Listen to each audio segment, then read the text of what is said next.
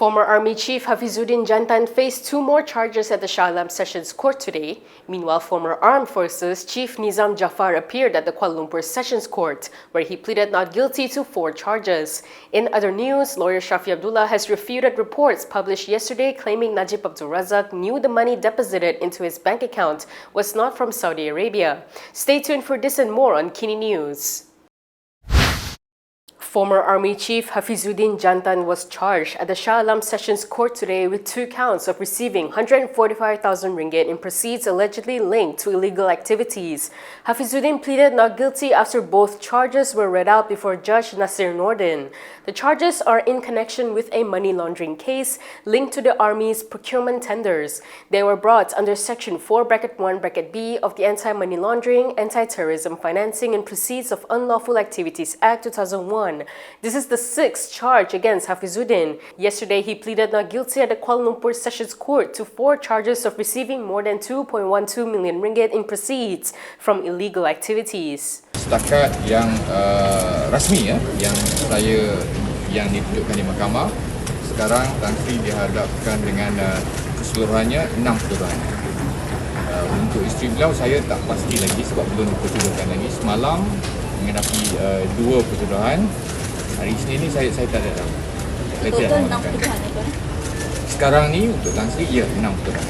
Meanwhile, former Armed Forces Chief Nizam Jaffar was at the Kuala Lumpur Sessions Court today to face 4 charges of abusing his position and receiving around 750,000 ringgit, as well as criminal breach of trust involving 3 million ringgit. Nizam pleaded not guilty after all 4 charges were read out before Judge Rosli Ahmad. For the first 2 charges, Nizam was accused of abusing his position as Assistant Chief of Staff of the Armed Forces and Chair of the Armed Forces Welfare Fund Executive Committee to award contracts for the supply of goods for 2025 Hari Raya gift packages under the fund, in which he had a personal interest. The charges were brought under Section 23(1) of the MECC Act 2009. For the 3rd charge, Nizam, as Assistant Chief of Staff of the Armed Forces and Chairperson of the TK80 Investment Committee, was accused of committing criminal breach of trust involving 3 million ringgit of TK80 funds. He was accused of using the money for additional investments in Precious Amber International Berhad without the committee's approval. For the 4th charge, Nizam, as Armed Forces Chief, was accused of receiving 200,000 ringgit without providing anything in return from a director of Aspen Red, which may have been linked to dealings he was involved in. Rosli set bail at 180,000 ringgit with 1 surety for Nizam on all 4 charges. Additional conditions required the accused to surrender his passport to the court until the case is concluded and prohibit him from interfering with prosecution witnesses. The case is set for mention again on March 31st. From now on, you can also listen to KiniNews on Spotify and Apple Podcasts. Scan the QR code on the screen to follow us. Former Premier Najib Abdul Razak's lawyer Shafee Abdullah has stressed that Najib continues to maintain that all the money he received, not just the 42 million ringgit deposited into his personal bank account, was a donation from a Saudi monarch. Speaking at a press conference today, he said the context of his client's testimony had been misinterpreted in earlier media reports. Perkara yang jelas dan hari ini diperjelaskan lagi ialah Datuk Seri daripada mulanya menerima duit Arab ini tidak ada langsung pengetahuan yang lain selain daripada bahawa duit ini daripada Arab Saudi sebagai derma daripada King Abdullah daripada Arab Saudi, dan pengetahuan beliau berkenaan dengan perkara ini wujud hingga ke tarikh-tarikh yang lampau baru ini, hingga ke perbicaraan. Tetapi bila ditanya soalan berkenaan dengan sama ada beliau boleh menerima hakikat yang duit ini bukan daripada negeri Arab Saudi oleh sebab keputusan mahkamah di kes jenayah SRC, beliau menjawab, kalau mengikut keputusan mahkamah, itu satu perkara yang lain. Tetapi dalam pengetahuan beliau, ke hari ini, beliau percaya duit yang beliau terima Semuanya, bukan saja 42 million. Semua yang beliau terima adalah wang ataupun dana sumbangan derma daripada Arab Saudi. That one you must be very, very clear. The cabinet today decided to withdraw its urban renewal bill, which was tabled in the Dewan Rakyat during the last session. This is according to government spokesperson Fahmi Fasil. At a press conference today, Fahmi said the decision was made to allow several amendments to be made to the blue bill for improvement. He said the proposal would then be sent back to the Attorney General's chambers for amendments and then reviewed by the cabinet before being tabled in the Dewan Rakyat again. Dia sebahagiannya mengambil kira pandangan ahli-ahli parlimen yang telah membahaskan di Dewan Rakyat. Sebahagiannya ada melibatkan maklum balas yang Jemaah Menteri telah terima dari rakan-rakan UMNO dan juga ahli-ahli Jemaah Menteri yang lain, dan sudah pasti kita inginkan undang-undang pembaharuan semula bandar ini diberi satu bentuk ataupun to incorporate, menerima semua pandangan-pandangan ini dan dimasukkan ke dalam draft undang-undang ataupun blue bill itu sendiri.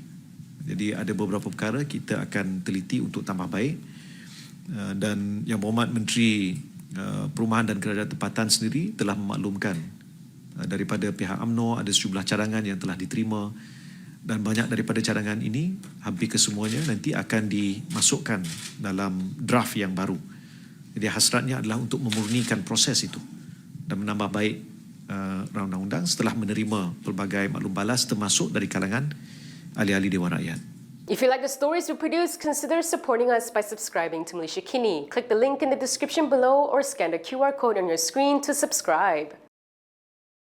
Tasik Gelugor MP Wan Saiful Wan Jan has invited PKR's Hafizuddeain Jantan to revive the latter's 2015 proposal to bar the Prime Minister from also holding the finance portfolio. He said this in the Dewan Rakyat yesterday while commenting on the proposal to limit the term for the Prime Minister. Wan Saiful stated that while the government's plan to impose a limit on the premiership was appropriate, it would be meaningless if the Premier were still allowed to hold the finance portfolio. Yang Berhormat Pandan pernah membawa satu rang undang-undang persendirian pemisahan jawatan Perdana Menteri daripada Menteri dan Menteri Kewangan. Pada masa itu, RUU persendirian itu ditolak. Hari ini saya nak mengajak secara terbuka kepada Yang Berhormat Pandan serta rakan-rakan Yang Berhormat Pandan yang masih berpegang dengan semangat reformasi, apa kata kita sama-sama usulkan semula RUU persendirian ini untuk dibahaskan dan diluluskan dalam Dewan ini. Kalau YB Pandan sudi berkongsi draft persendirian yang dihasilkan pada 2015 dulu, saya sedia jadi pengusul bersama untuk usul tersebut. Rafizi had sought to table the private members' bill in September 2015. The bill has stipulated that a minister can only hold one cabinet position, with the Prime Minister choosing his finance minister from among the parliamentarians and senators. However, the bill was rejected by then Dewan Rakyat Speaker Pandikar Amin Mulia. Prime Minister Anwar Ibrahim has called for the proposed centralized pig farming project in Bukit Taga, Selangor, which has sparked concern among local residents, to be either put on hold or relocated to a more suitable site. According to Bernama, Anwar said the issue was raised during the cabinet meeting he chaired today following public unease in the affected area. He added that he would discuss the matter with Selangor Menteri Besar Amiruddin Syari to find the best solution. Anwar said he would propose that the project be suspended or relocated. He stressed that even if the technology used is the best available, it should not proceed if it causes concern among the local community in the area. While acknowledging that the matter falls under the Selangor government's jurisdiction, Anwar said the federal government remains concerned as the project has triggered public unease and should not be taken lightly. Prior to this, Amiruddin said the state government has yet to identify an alternative site to replace Bukit Tagar for the relocation of the state's centralized pig farming operations. However, he said the state remains open and is prepared to engage all parties in discussions to ensure the implementation of a more orderly and comprehensive livestock farming system. Next, we have a branded capsule brought to you by MITI. Did you know that? We have a Malaysia Boleh spirit. Malaysian aerospace engineers not only manufacture but design, from the smallest bolts to the wings that will shape the aeroplane. Any country that can do that is an aerospace nation, and we should be proud that these prospects are made in Malaysia. There's signatures of Malaysians all over the aircraft, on any aircraft that you fly on. So you just imagine all of those signatures of Malaysians, from Ahmad to Mutu to Chong, and they have put that kind of focus and commitment to realizing that. That gives you a sense of a warm sense that you are part of this team. And the third part is that you're just not part of a Malaysian team, you're part of a global team. And whoever it is that you've worked with will respect you to the same sort of level. You are world class. According to Najib, the starting salary in the industry currently hovers around 2,200 ringgit to 2,500 ringgit. But some companies have already paid 3,500 ringgit to 4,500 ringgit for fresh graduates. And that is on the manufacturing shop floor jobs. In the engineering design jobs as well, entry level, at Emirates, for example, we start at 3,500 to 4,500, depending on your degree or masters.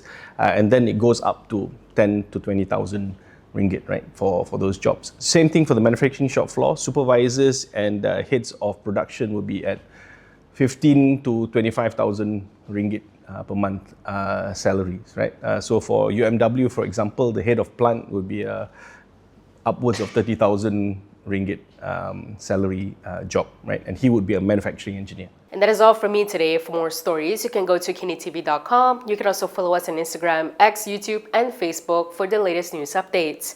I'm Camelia. Thanks for watching.